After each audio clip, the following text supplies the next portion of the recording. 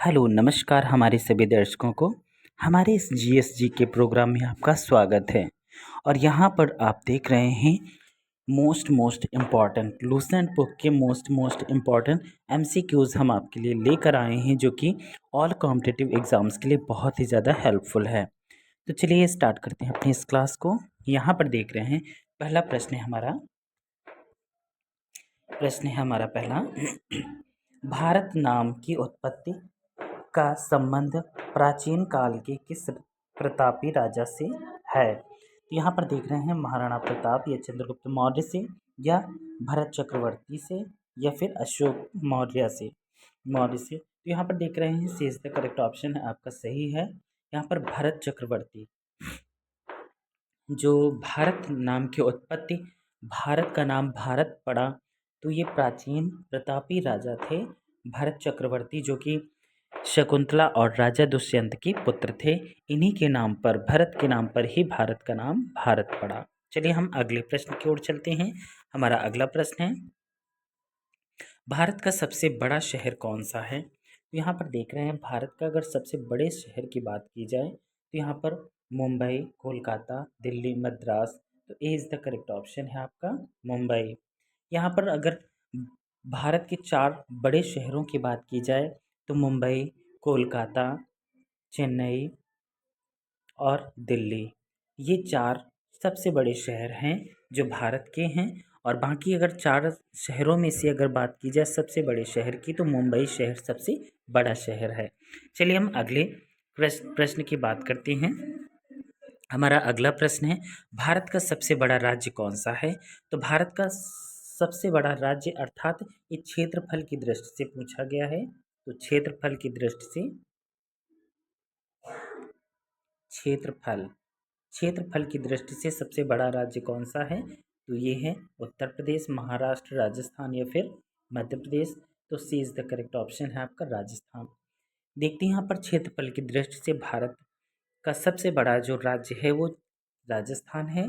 और क्षेत्रफल की दृष्टि से सबसे छोटा राज्य की बात करें तो सबसे छोटा है गोवा। कौन सा है? गोवा। गोवा सबसे छोटा राज्य है। चलिए हम अगले प्रश्न की ओर चलते हैं। अगला प्रश्न है हमारा भारत में कुल कितने राज्य हैं। भारत में कुल कितने राज्य हैं?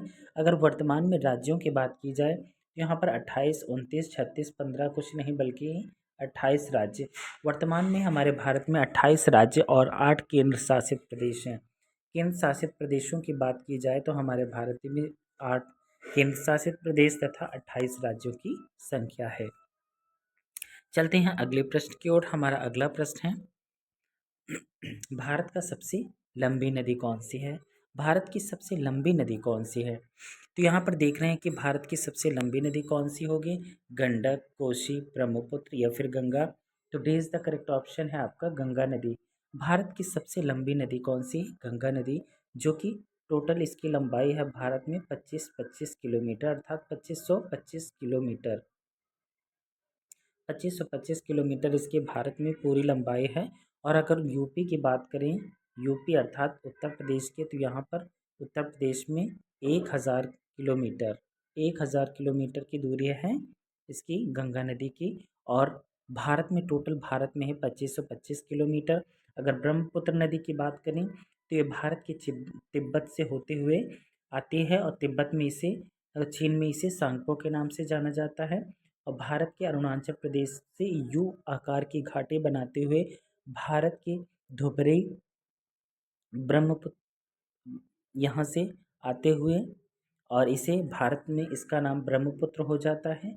और जब बांग्लादेश में जाती है तो बांग्लादेश में इसका नाम जमुना हो जाता है। और गंगा नदी में मिलने के बाद यह बंगाल की खाड़ी में गिर जाती है।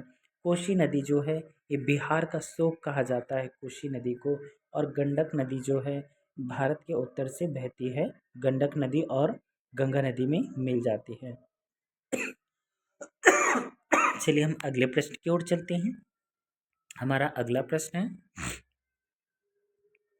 भारत का सबसे चौड़ी नदी, अर्थात भारत की सबसे चौड़ी नदी, भारत की सबसे चौड़ी नदी कौन सी है?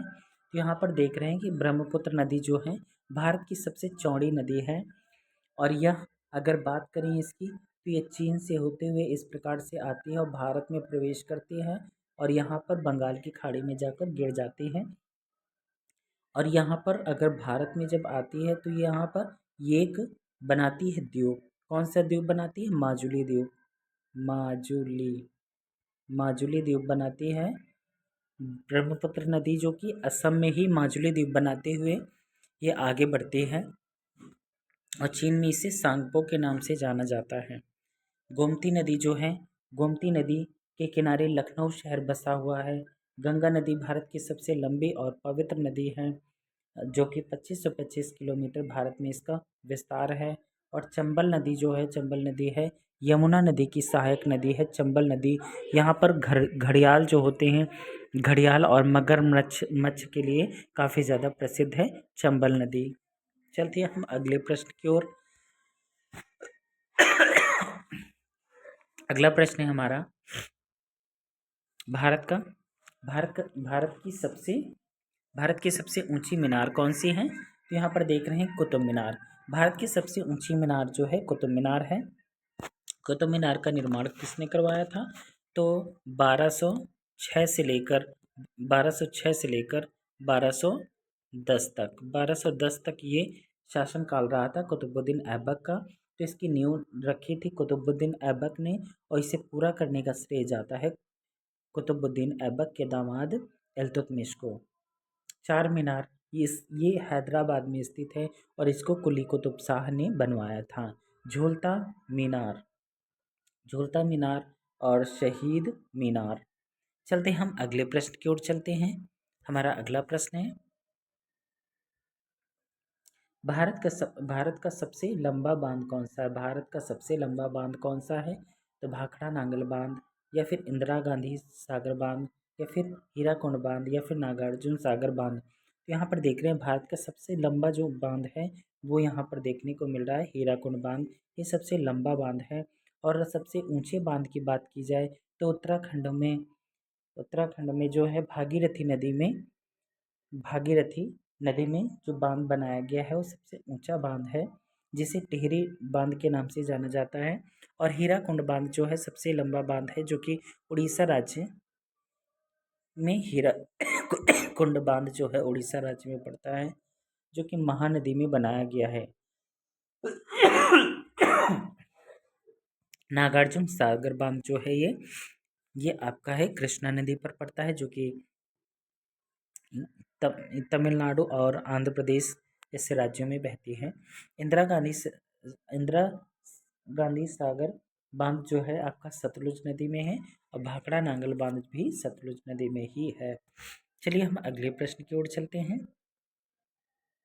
हमारा अगला प्रश्न है यहाँ पर भारत की सबसे लंबी सुरंग कौन सी है? भारत की सबसे लंबी सुरंग जो है चेनानी नैसारी सुरंग है। चेनानी नैसारी सुरंग है। ये आपकी है जवाहर सुरंग या फिर मालीगुड़ा सुरंग या फिर कामसेट सुरंग। तो भारत की सबसे लंबी सुरंग जो है इज द करेक्ट ऑप्शन होगा आपका चेनानी नैसारी सुरंग है। चलिए हम अगले प्रश्न की ओर चलते हैं। हमारा अगला प्रश्न है भारत की सबसे लंबी सुरंग वही है चेनानी नैसारी सुरंग। चलिए अगले प्रश्न की ओर चलते हैं। यहाँ पर देख रहे हैं भारत का सबसे ऊंची मूर्ति कौन सी है? भारत की सबसे ऊंची मूर्ति कौन सी है? जो हरमिंदर साहब की है या हम्पी या गोमतेश्वर। तो यहाँ पर देख रहे हैं स्टैच्यू ऑफ यूनिटी जो कि अभी हाल ही में बनकर तैयार हुई है।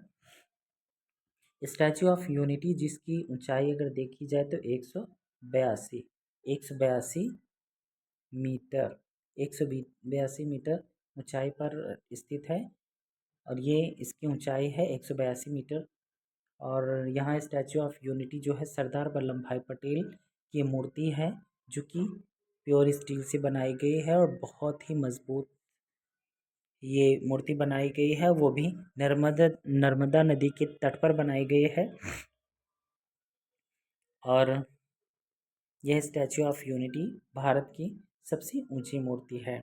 चलिए हम अगले प्रश्न की ओर चलते हैं। हमारा अगला प्रश्न है भारत में प्रथम महिला विश्वविद्यालय कब स्थापित हुआ? भारत में पहले पहला महिला विश्वविद्यालय कब स्थापित हुआ? तो 1916 में स्थापित हुआ था। 1917 में, 1915, 1925 नहीं, बल्कि 1916 में।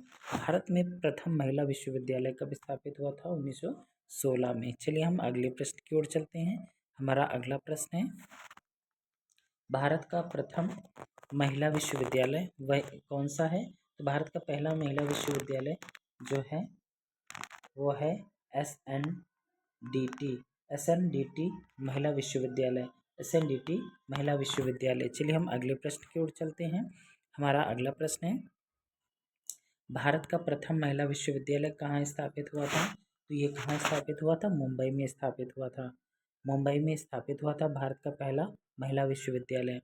चलिए हम अगले प्रश्न की ओर चलते हैं। हमारा अगला प्रश्न है, एशियाई खेलों में स्वर्ण पदक प्राप्त करने वाली पहली भारतीय महिला कौन थी? तो यहाँ पर देख रहे हैं कमलजीत संधू थी।